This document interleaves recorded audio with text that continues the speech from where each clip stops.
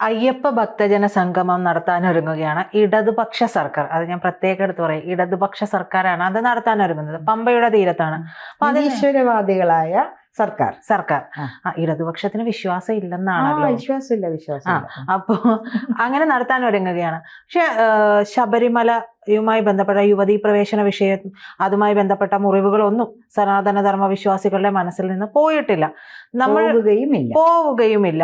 അതിനി വീട് കയറി ഇറങ്ങി കാലാകാലം മാപ്പ് പറഞ്ഞാലും പോകുമെന്ന് തോന്നുകയും തോന്നുന്നുമില്ല.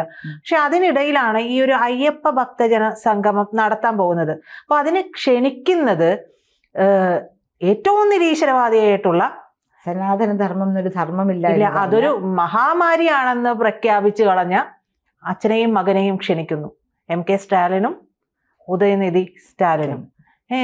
ഇത് ആരുടെ കണ്ണിൽ പൊടിയിടാനാണ്? എന്തിനാണ് സത്യത്തിൽ ഈ ചീള് കേസുകൾ ഇറക്കി കളിക്കുന്നത് എന്ന് മനസ്സിലാകുന്നില്ല. ഒരു കാര്യം ഞാൻ പറയട്ടെ. അയ്യപ്പൻ്റെ മുമ്പിൽ സ്ത്രീകളെ കയറ്റാമെന്നുള്ള ഏറ്റവും വലിയ കേസ് നടക്കുകയും മതിൽ പണിയൊക്കെ ചെയ്യുന്ന സമയത്തായിരുന്നു BJPയുടെ ഒരു മെമ്പർഷിപ്പ് ക്യാമ്പയിൻ നടന്നത്. അപ്പം ഞങ്ങളിങ്ങനെ വീട് വീടാന്തരം നടന്നു പോകുമ്പോൾ എൻ്റെ കൂടെ ഉണ്ടായിരുന്ന ഒരു സഹപ്രവർത്തകൻ, അയ്യോ അങ്ങോട്ട് നോക്കല്ലേ, CPMൻ്റെ വലിയ ആളാണ്, ലോക്കൽ കമ്മിറ്റി, എനിക്ക് ഉറക്കുന്നില്ല, 3-4 കൊല്ലമായല്ലോ, അങ്ങോട്ട് പോയി നോക്കുക പോലും ചെയ്യല്ലേ എന്ന് പറഞ്ഞു. അപ്പം അദ്ദേഹം അവിടെ നിൽക്കുന്നുണ്ട്. എനിക്ക് അങ്ങനെ ഒരു ഇതുമില്ല, ഞാൻ എല്ലാ വീട്ടിലും ചെല്ലും. ഞാൻ കയറി ചെന്നു, എന്താണ് ഇവിടെയൊക്കെ എന്ന് ചോദിച്ചു. ഞങ്ങളുടെ മെമ്പർഷിപ്പ് ക്യാമ്പയിൻ നടക്കുകയാണ്. ആണോ, BJPയുടെ മെമ്പർഷിപ്പ് ക്യാമ്പയിനാണോ? ഉള്ളിലേക്ക് വരൂ. അപ്പം എൻ്റെ കൂടെയുള്ള ആൾക്കാരൊക്കെ ഇങ്ങനെ പതറി നിൽക്കുകയാണ്. CPMൻ്റെ വലിയ ആളാണല്ലോ. ഉള്ളിലേക്ക് കഴിഞ്ഞു. ഭാര്യയെ പേര് വിളിച്ചു, പേര് ഞാൻ പറയുന്നില്ല, മോളുടെ പേര് വിളിച്ചു. 2 പെൺകുട്ടികൾ വന്നു. ഞാൻ CPMൻ്റെ ആളാണ് ഞാൻ, പക്ഷെ ഇനി വോട്ട് ചെയ്യുകയേയില്ല CPMന്, പക്ഷെ വേറൊരു പാർട്ടിക്കും വോട്ട് ചെയ്യില്ല, അച്ഛൻ ആയിട്ട് തന്നെ തുടങ്ങിയതാണ്. പക്ഷെ എൻ്റെ ഭാര്യയും മക്കളും മെമ്പർഷിപ്പ് എടുക്കും. ഞങ്ങൾ മിസ് കോൾ മെമ്പർഷിപ്പ് അടിച്ച് 3 പേർക്കും മെമ്പർഷിപ്പ് കൊടുത്ത് അവർ നല്ല സന്തോഷത്തോടെ ഞങ്ങൾക്ക് മൊബൈൽ തന്നു.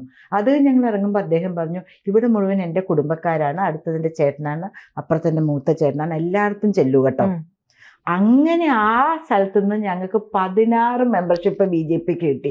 എല്ലാവരും CPMൻ്റെ വലിയ പ്രവർത്തകരാണ്, നല്ല പദവികളിലിരിക്കുന്ന ആൾക്കാരാണ്. ഒന്ന് ആലോചിച്ച് നോക്കൂ. അപ്പോൾ BJP ചെന്നില്ലെങ്കിൽ പോലും അവർ മനസ്സുകൊണ്ട് BJP ആയിക്കഴിഞ്ഞു. കാരണം സനാതന ധർമ്മത്തെ, എല്ലാ ധർമ്മത്തെയും ചേർത്ത് പിടിക്കുന്നത് പോലെ ഹിന്ദുക്കൾക്കും ഇവിടെ ജീവിക്കാൻ അവകാശമുണ്ട് എന്ന് BJP പറയുന്നു. മുസ്ലിംസിന് ജീവിക്കാം, ഒരു പ്രശ്നവുമില്ല. ഞങ്ങളുടെ എത്രയോ മുസ്ലിം മിനിസ്റ്റേഴ്സ് ഉണ്ട്, സംസ്ഥാന വൈസ് ചെയർമാനുണ്ട്, അഖിലേന്ത്യാ വൈസ് ചെയർമാനുണ്ട് മുസ്ലിംസായിട്ട്, ക്രിസ്ത്യൻസായിട്ട് 2 ജനറൽ സെക്രട്ടറിയും, ഒരു ജനറൽ സെക്രട്ടറിയും, ഒരു വൈസ് പ്രസിഡൻറ്റും, ധാരാളം പേരുണ്ട്. ഒന്നുമില്ല ഭാരതീയ ജനതാ പാർട്ടി. ഞാൻ ഇതിലേക്ക് തുടക്കം ഇങ്ങനെ പറഞ്ഞു എന്നേ ഉള്ളൂ. കാരണം ഇവർ എന്നിട്ട് എല്ലാ വീടുകളിലും കയറിറങ്ങി ധർമ്മശാസ്താവാണ് ക്ഷമിക്കൂ. എന്ത് ക്ഷമിക്കാൻ? Already the damage is done. ഭക്തജനങ്ങളുടെ മനസ്സിൽ അത്രയും മുറിവുണ്ടാക്കി കഴിഞ്ഞു. അപ്പം എല്ലാ സ്ഥലത്തും അയ്യപ്പ ജപ ഘോഷയാത്രകൾ നടന്നു. നമ്മൾ പറയുക പോലും ചെയ്യാണ്ട് വലിയ വലിയ ചുമതലകളിൽ ആർമിയിൽ നിന്നും മറ്റും റിട്ടയർ ചെയ്ത് വന്ന chartered accountants, engineers, naval architects, ഞാൻ നോക്കുമ്പോൾ അവരൊക്കെ നമ്മളുടെ ഘോഷയാത്രയുടെ പുറകെ നിശബ്ദമായിട്ട് സ്വാമിയെ ശരണയ്യപ്പൻ ജപിച്ചു. ഞങ്ങളാരും വിളിച്ചതല്ല, പാർട്ടിയുടെ പരിപാടിയുമല്ല, ജനങ്ങൾ അറിഞ്ഞു കേട്ട് കയറി വരികയാണ് നമ്മളോടൊപ്പം. എത്ര കേസാണ് ഇപ്പോഴും എടുത്തിട്ടില്ല. എനിക്ക് അവിടെ നിന്ന് ഈ സ്ത്രീകളുടെ സമയത്ത് നിലയ്ക്കലൊരു വലിയ പ്രക്ഷോഭം നടന്നു. ആ സമയത്ത് ഞാനിവിടെ ഒരു പ്രക്ഷോഭത്തിലാണ്. എന്നെ വിളിച്ചു പറയാം, എന്നെ അറസ്റ്റ് ചെയ്യും. നമ്മൾ എന്ത് കാര്യം, നിങ്ങളവിടെ പ്രക്ഷോഭം ഉണ്ടാക്കി. ഞാൻ എൻ്റെ ഫേസ്ബുക്കിൽ ലൈവ് പോയിക്കൊണ്ടിരിക്കുക. ഞാൻ പനമ്പള്ളി നഗറിൽ രഹന ഫാത്തിമയോ അവരുടെ വീടിൻ്റെ മുമ്പിൽ സമരത്തിലാണ്. അപ്പം നിങ്ങളെപ്പോലെ തോന്നുന്നുണ്ടല്ലോ, എന്നെപ്പോലെ തോന്നുന്ന 7 പേരോ 9 പേരായിട്ട് ഉണ്ടാവും എന്നാണ് പറയുന്നത്. ഞാൻ എൻ്റെ ഫേസ്ബുക്ക് സാറ് കയറി നോക്കൂ. ഇങ്ങനെ ഞങ്ങളായിട്ട് ദ്രോഹിച്ചു കൊണ്ടിരിക്കുകയായിരുന്നു സർക്കാർ. അവർക്ക് മനസ്സിലായി ഈ അയ്യപ്പൻ്റെ വിഷയം ജനമനസ്സിലുണ്ടെന്ന്. അപ്പം മോളെ ഒന്ന് ആലോചിച്ച് നോക്കൂ. ഒരു ഭരിക്കുന്ന പാർട്ടിക്ക് ഒരു മതത്തിൻ്റെ ആഗോള സംഗമം നടത്താൻ പറ്റുമോ? ആ പാർട്ടി LDF എന്ന് പറയുകയാണെങ്കിൽ എല്ലാവരും ചേർത്ത് പിടിക്കണം. കമ്മ്യൂണിസ്റ്റുകാരെന്ന് പറയുകയാണെങ്കിൽ കോൺഗ്രസ്സുകാരുണ്ട്, മുസ്ലിമുണ്ട്, ഹിന്ദുസുമുണ്ട്. അപ്പോൾ ഒരു പാർട്ടിയുടെ ആഗോള അയ്യപ്പൻ്റെ സംഗമം നടത്തുന്ന എന്താ? അയ്യപ്പനെ ഇത്രയും അപമാനിച്ച ആളുകൾ എന്തിനു നടത്തണം? കാരണം അവർക്ക് മനസ്സിലായി വരാൻ പോകുന്ന തെരഞ്ഞെടുപ്പ് അവർക്കൊരു കേക്ക് വാക്ക് അല്ലാന്ന്. എന്നിട്ട് പോയി വിളിച്ചിരിക്കുന്നത് ആരെയാണ്? അതാണ് എല്ലാവരും മനസ്സിലൊരു വ്രണമായിട്ട് നിൽക്കുന്നത്. ഇത്രയും അധികം ജനങ്ങളെ അപമാനിക്കുന്ന ഒരു അച്ഛനെയും മകനെയുമാണ് പോയി ക്ഷണിക്കുന്നത്. അത് ഉദ്ഘാടനം ചെയ്യാൻ. അതിലൊരു തമാശയുണ്ട്. ഞാനൊരു പാവം കൗൺസിലറാണ്. എനിക്ക് എന്ത് വന്നാലും ഞാനൊരു ഡയറി എടുത്ത് നോക്കും. അതിൽ ഓക്കെ ആണെങ്കിൽ ഓക്കെ. എന്നിട്ട് അദ്ദേഹം വരാമെന്ന് സമ്മതിച്ചു ഉദ്ഘാടനം ചെയ്യാൻ. പെട്ടെന്നാണ് അദ്ദേഹത്തിന് മനസ്സിലായത് ഇവിടെ വലിയ പ്രശ്നമാണ്, ആർക്കും ഇതിനോട് താല്പര്യമില്ല, അദ്ദേഹം വരുന്നതിനോട് താല്പര്യമില്ല, LDF ഗവൺമെന്റ് തന്നെ ഇങ്ങനെ ഒരു ആഗോള സമ്മേളനം നടത്തുന്നതിന് താല്പര്യമില്ല എന്ന് മനസ്സിലാക്കിയപ്പോൾ അദ്ദേഹം പറയാ, അദ്ദേഹത്തിന് മുൻപേ തന്നെ തീരുമാനിച്ചൊരു പരിപാടി ഉണ്ടായിരുന്നു, അതുകൊണ്ട് വരാൻ പറ്റില്ല, പകരം 2 മന്ത്രിമാരെ അയക്കാന്ന്. ഇങ്ങനെയാണ് ഒരു ചീഫ് മിനിസ്റ്റർ. ഭയമാണ്. അല്ല, ചീഫ് മിനിസ്റ്ററിന്റെ ഡയറിയിൽ കാര്യങ്ങൾ വ്യക്തമായിട്ടില്ലേ? ഞങ്ങളുടെ മേയറിനുണ്ടല്ലോ, നോക്കിയിട്ട് കൃത്യമായിട്ട് അദ്ദേഹത്തിന്റെ PA പറയും. അല്ലെങ്കിൽ അദ്ദേഹം പറഞ്ഞാൽ എനിക്ക് അതിനുശേഷം ഇതിനെക്കാട്ടിലും ഇമ്പോർട്ടൻ്റ് ആയിട്ടുള്ള ഒരു കാര്യം വന്നു, അതുകൊണ്ട് ഞാൻ അതിന് പോവുകയായിരുന്നു. അല്ലാണ്ട് ഇതിന് സമ്മതം കൊടുത്ത് വലിയ പ്രചാരണം കൊടുത്തതിന് ശേഷം മുമ്പ് തീരുമാനിച്ചൊരു പരിപാടി ഉണ്ടെന്ന് പറയുന്നത് കുട്ടിക്കളിയല്ലേ? നമുക്കൊന്നും തലയിൽ ആൾതാമസമില്ലേ? പേടിച്ചു പോയി. ഇവിടുന്ന് കിട്ടുന്ന ജനങ്ങളുടെ പ്രതികരണം അദ്ദേഹത്തിന് മനസ്സിലായപ്പോൾ അദ്ദേഹം പേടിച്ചു പോയി. ഇവിടെ വന്നാൽ കാര്യം എളുപ്പമാകില്ല, അദ്ദേഹത്തിൻ്റെ പ്രസംഗം അലങ്കോലപ്പെടാണ്ട് മുഴുവനാക്കാൻ പറ്റുകയില്ല. അത്രമാത്രം മനസ്സിൽ നൊന്തിട്ടാണ് ഇവിടുത്തെ ജനങ്ങൾ ഇരിക്കുന്നത്. അയ്യപ്പ വിശ്വാസികളായിക്കോട്ടെ അല്ലാതിരിക്കട്ടെ, പക്ഷെ എന്തിനൊരു ദൈവത്തിൻ്റെ മേൽ കയറണം? നമ്മൾ വേറെ ആരുടെങ്കിലും പറയുന്നുണ്ടോ? ക്രിസ്ത്യാനികൾ അവരുടെ ഘോഷയാത്ര എടുക്കുന്നു, മുസ്ലിങ്ങൾ ഒരുമിച്ചിരുന്ന് പ്രാർത്ഥിക്കുന്നു, അവരുടെ നൊയമ്പ് സമയത്ത് മൈതാനങ്ങളിലും ഒക്കെ. നമ്മളൊന്നും അതിന് എതിര് പറയുന്നില്ല. പക്ഷെ ആർക്കും ചാടി കയറാവുന്ന ഒരു കുതിരയാണ് ഹിന്ദുധർമ്മം, സനാതന ധർമ്മം എന്ന് വിചാരിച്ചിട്ടുണ്ടെങ്കിൽ എനിക്ക് തോന്നിയിട്ടുള്ളത് പുരോഗമനവും നവീകരണവും നവോത്ഥാനവും ഒക്കെ നടത്തണമെങ്കിൽ ഹിന്ദുക്കളുടെ നെഞ്ചത്ത് കയറിയാലേ ഇതാകുള്ളൂ എന്ന് വിചാരിക്കുന്ന ഒരു ചിന്തയിലേക്ക് ജനങ്ങളെ മൊത്തം എത്തിച്ചിട്ടുണ്ട്. പക്ഷെ അവർക്ക് അവിടെ തെറ്റിപ്പോയി. കാരണം ഒരു ഘട്ടം കഴിയുമ്പോഴെല്ലാം തിരിച്ചറിയും. കേരളീയർ അങ്ങനെയാണ്, ഒരു ഘട്ടം വരെയൊക്കെ ക്ഷമിക്കും, പക്ഷെ അതിനുശേഷം അവർ തിരിച്ചറിഞ്ഞ അവർ സ്വമേധയാ മാറും. ഇപ്പോ ഈ പറയുന്ന പോലെ BJP-യിലേക്ക് വലിയൊരു ഒഴുക്കുണ്ട്. ആ ഒഴുക്ക് CPM ആയിട്ട് ഒരു വഴി തുറന്നു കൊടുത്തതാണ്. CPM-ന്റെ കയ്യിലിരിപ്പിന്റെ പ്രവൃത്തി ദോഷത്തിന്റെ ഫലമാണ് ആ ഒഴുക്ക്. ഇപ്പൊ അത് തിരിച്ചു പിടിക്കാനുള്ള ഒരു കാര്യം കൂടിയാണ്, ആക്രാന്തം കൂടിയാണ്.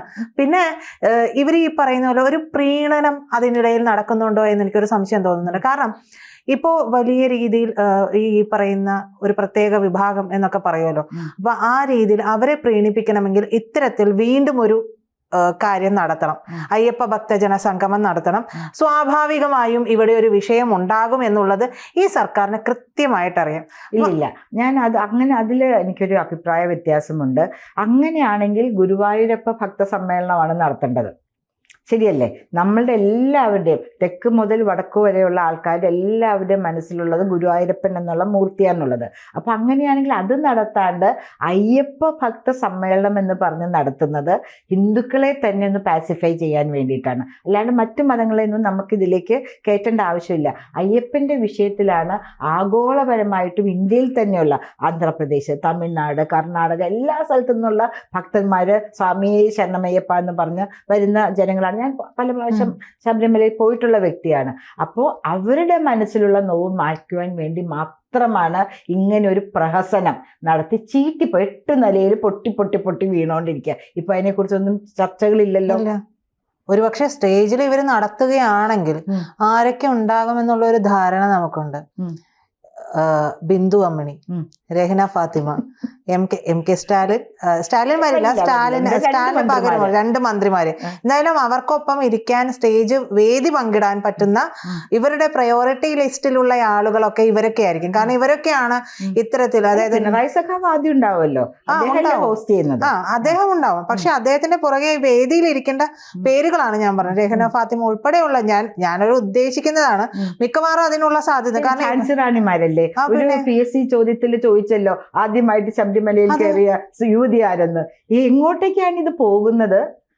പിന്നെ PSC എക്സാമിൽ ചോദിച്ചിരിക്കുന്നു ആദ്യമായി ശബരിമല എന്താണ് വിപ്ലവമാണ് ഇവിടെ കൊണ്ടുവന്നത്.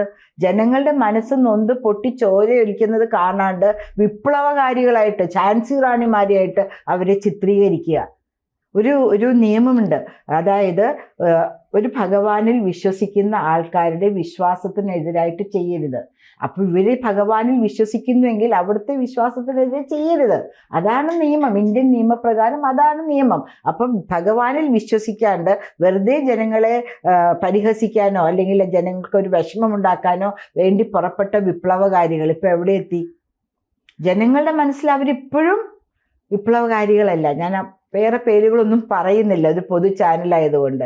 മനസ്സിൽ നൊമ്പരമുണ്ട്.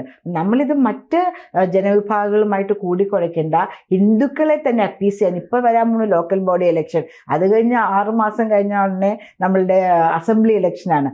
ജനങ്ങളുടെ മനസ്സിവർക്ക് വ്യക്തമായി മനസ്സിലായി ഇവരോട് ചെയ്തിരിക്കുന്ന എല്ലാ ദുരിതങ്ങളും, ഇവരോട് ചെയ്തിരിക്കുന്ന എത്ര പേര് അടികൊണ്ടു, ഇപ്പോഴും എത്ര കേസുകൾ നടക്കുന്നു, ആയിരക്കണക്കിന് കേസിൽ ഇവരെ ഒന്നും ഈ സംഭവവുമായി ബന്ധപ്പെട്ടുള്ള വിഷയം അസാധുവായി പോയിട്ട് പോലും ഈ കേസുകളൊന്നും പിൻവലിച്ചിട്ടില്ല. ഇല്ല, ഞാൻ അസംബ്ലി ഇലക്ഷൻ നിൽക്കുന്ന സമയത്ത് എൻ്റെ കേസുകൾക്കൊക്കെ ജാമ്യം എടുക്കാൻ വേണ്ടി നെടുമ്പാശ്ശേരിയിൽ അവിടെ ഇവിടെയൊക്കെ ചെന്നു. അപ്പോൾ ഒരു കേസിൽ ഞാൻ 2ാം പ്രതി. അപ്പം ഞാൻ ജില്ലാ പ്രസിഡന്റാണ് മഹിളാ മോർച്ചയുടെ. ഞാൻ ചോദിച്ചു, അന്ന് ശോഭ ചേച്ചി ഉണ്ടായിരുന്നല്ലോ, രേണു സുരേഷ് ഉണ്ടായിരുന്നല്ലോ, സുരേന്ദ്രൻ ചേട്ടൻ ഉണ്ടായിരുന്നു, കൃഷ്ണദാസ് ചേട്ടൻ ഉണ്ടായിരുന്നു. അതെ, അവരൊക്കെ മലയാളത്തിലേ സംസാരിച്ചുള്ളൂ. നിങ്ങൾ ഇംഗ്ലീഷിൽ നാഷണൽ മീഡിയയ്ക്ക് ബൈറ്റ് കൊടുത്ത് ഇത് നാഷണൽ ആൻഡ് ഇന്റർനാഷണൽ പ്രശ്നമാക്കി. അധികം പറഞ്ഞാൽ നിങ്ങളെ 1ാമത്തെ പ്രതിയാക്കുന്നു. അപ്പോൾ അതുകൊണ്ട് ഞാൻ അവിടെ നിന്ന് അതെടുത്ത് വന്നു. ഞാൻ ഇങ്ങനെ കൊടുക്കാൻ പോകുന്ന സമയത്ത്, അതായത് നോമിനേഷൻ കൊടുക്കാൻ പോകുന്ന സമയത്ത് എന്നെ വിളിച്ചിരിക്കുക. അതൊരു കേസും കൊണ്ട് പെട്ടെന്ന് വന്ന് ജാമ്യം എടുക്കൂ കേട്ടോ. ഞാൻ പറഞ്ഞു, ഒരു കാര്യം ചെയ്തു, ഞാൻ നോമിനേഷൻ കൊടുക്കാൻ പോകണം, എല്ലാ മീഡിയയും ഉണ്ട്, ഇവിടെ വന്ന് എന്നെ അറസ്റ്റ് ചെയ്യൂ. അപ്പം നിങ്ങൾക്കും ഒരു നല്ല കവറേജ് കിട്ടുമല്ലോ. എനിക്ക് ജാമ്യം ഇല്ലാത്തവനെ അറസ്റ്റ് ചെയ്യുന്നു. BJPയുടെ സ്ഥാനാർത്ഥിയുടെ പേരിൽ അയ്യപ്പൻ്റെ കേസാണ് കേട്ടോ. അയ്യപ്പൻ്റെ കേസിന് ജാമ്യം എടുത്തിട്ടില്ല, അതുകൊണ്ട് അറസ്റ്റ് ചെയ്യാൻ പോവാണെന്ന്. നോമിനേഷൻ കൊടുക്കാൻ ഞാൻ പോയിക്കൊണ്ടിരിക്കുകയാണെങ്കിൽ ഇങ്ങോട്ടേക്ക് വന്നോളൂ, ഞാൻ നോമിനേഷൻ കൊടുക്കുന്നില്ല, അല്ലെങ്കിൽ ആ സമയത്ത് കൊടുക്കും, നിങ്ങൾ എന്നെ ഇവിടെ വന്ന് അറസ്റ്റ് ചെയ്ത് എൻ്റെ നോമിനേഷൻ ആയിക്കോളൂ. എല്ലാം ഞാൻ പോയി ചെയ്തെടുത്തതാ. ഒരു തൃപ്തി ദേശായി വന്നില്ലേ എന്ന് നമ്മളെ ഇവിടെ നിന്ന് പുറത്തേക്ക് ഇറക്കിയില്ല. അപ്പൊ അതിൻ്റെയാണ് ഞാൻ 2ാം പ്രതി. ഇംഗ്ലീഷിൽ സംസാരിച്ചു മീഡിയയോടുകൂടി. എത്ര കേസാണ് ഇപ്പോഴും നമ്മുടെ കുമാർ ചേട്ടനൊക്കെ വിശ്വ ഹിന്ദു പരിഷത്തിന്റെ ഇപ്പം അഖിലേന്ത്യാ സെക്രട്ടറിയാണ്. അദ്ദേഹത്തിന്റെ കപ്പയിൽ എത്ര കേസാണ്. KS രാധാകൃഷ്ണൻ, അദ്ദേഹം ആരെ കൊല്ലാനൊക്കെ ശ്രമിച്ചു എന്ന് ഒന്ന് ആലോചിച്ച് നോക്കൂ. ഇത്രയും വലിയ മുതിർന്ന നേതാക്കൾ അല്ലെങ്കിൽ മുതിർന്ന ഭക്തര് ആരെങ്കിലും കൊല്ലാൻ ശ്രമിക്കുമോ? കൊല്ലുക എന്നുള്ളത് ആരുടെ അജണ്ടയിലാണ് പറയൂ? CPMന്റെ ആണ്. സംശയമുണ്ടോ? കൊല്ലുക എന്നുള്ളത് ഭഗവാന്റെ പേര് പറഞ്ഞ് കൊല്ലാൻ ഞങ്ങൾ ഒരിക്കലും ആരുടെയും നേരെ ചെല്ലില്ല. ഭഗവാനെ സ്തുതിക്കുന്നവരെ കൊല്ലാൻ ശ്രമിക്കുന്ന CPMന് ജനങ്ങൾ തക്കതായ മറുപടി ഈ ഇലക്ഷനിൽ കൊടുക്കും എന്നുള്ളതിൻ്റെ അവരുടെ വെപ്രാളമാണ് അവരിങ്ങനെ ആഗോള അയ്യപ്പ സംഗമം അത്ര പേരുണ്ടാവും നോക്കാം. ഇപ്പൊ CPMന്റെ തന്നെ ആൾക്കാര് എത്രയോ പേര് അമ്പലത്തിൽ പോയി കല്യാണം കഴിക്കുന്നു. പണ്ടൊക്കെ രക്തഹാരം ഇട്ട് ആയിരുന്നു, ഇപ്പൊ എത്രയോ പേര് അമ്പലത്തിൽ പോയി കല്യാണം കഴിക്കുന്നു. സഖാക്കളുടെ കല്യാണം രക്തഹാരമാണ്. എന്നിട്ട് അതുണ്ട്, കേസുണ്ട്. അമ്പലത്തിൽ നിന്ന് ജയ് വിളിച്ചു, അമ്പലത്തിന്റെ പരിസരത്തിൽ നിന്ന് ഇൻഗുലാബ് സിന്ദാബാദ് വിളിച്ചു എന്നൊക്കെ ഇന്നലത്തെ പേപ്പറിലും മിനിഞ്ഞാന്നത്തെ പേപ്പറിലും ഞാൻ വായിച്ചു. അത് കോടതി പറഞ്ഞിരിക്കുന്നു, അങ്ങനെ പറ്റില്ല. അമ്പലത്തിന്റെ പരിസരങ്ങൾ അമ്പലത്തിന്റെ പരിപാവനത നിലനിർത്തിക്കൊണ്ട് തന്നെ വേണം. അവിടെ ഇൻഗുലാബിന്റെ ഗാനങ്ങളോ നിങ്ങൾ എന്നെ കമ്മ്യൂണിസ്റ്റ് ആക്കി എന്നുള്ള നാടകങ്ങളോ ഒന്നും നടത്താൻ പാടില്ല എന്ന് കോടതി വിധിച്ചിരിക്കുന്ന പശ്ചാത്തലത്തിലാണ് ജനങ്ങളെ ഒന്ന് എന്തെങ്കിലും ഒരു 10 വോട്ടെങ്കിൽ 10 വോട്ട് ഞങ്ങൾ സാഷ്ടാംഗം കാലിൽ വീണ് നമസ്കരിച്ച് മാപ്പ് പറയുന്നു. ജനങ്ങളെ, ഞങ്ങളെ വോട്ട് ചെയ്യൂ. ഇനിയും ഞങ്ങളെ വോട്ട് ചെയ്ത് ജയിച്ചു കഴിഞ്ഞാൽ 5 കൊല്ലത്തേക്ക് ഞങ്ങൾ നിങ്ങളെ കഷ്ടപ്പെടുത്തിക്കൊള്ളാം ജനങ്ങളെ എന്നുള്ളതിൻ്റെ ഒരു സൂചന മാത്രമാണിത്. ഇപ്പൊ കഷ്ടപ്പാടിലല്ലേ, ഇനി കഷ്ടപ്പാട് നീട്ടിക്കൊണ്ടു പോകാം. ഇപ്പൊ കൈയും കാലൊക്കെ മുറിച്ചിട്ടേക്കാണ്, തലയും കൂടെ 5 കൊല്ലത്തിനുള്ളിൽ മുറിക്കാനുള്ള സാധ്യതകളാണ്. കൂടുതൽ വാർത്തകളും വിശേഷങ്ങളും നിങ്ങളിലേക്ക് എത്താൻ ABC മലയാളം സബ്സ്ക്രൈബ് ചെയ്യുക, ബെൽ ബട്ടണും അമർത്തുക.